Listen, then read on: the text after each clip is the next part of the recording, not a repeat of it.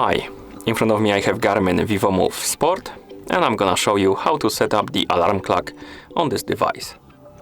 To set up the alarm clock on this watch, your watch needs to be paired with your phone via the Garmin Connect app.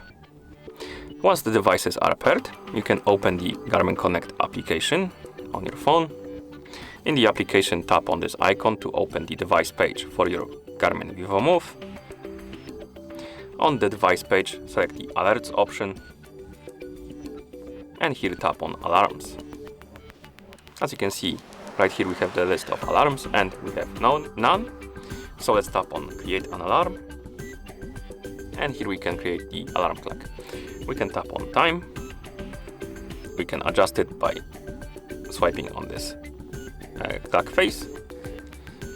Set the hour, then minutes, and then select AM or PM. Once you're done, tap on OK. And here we have the frequency category, basically on which days it's gonna be ringing, and you can select whatever you like.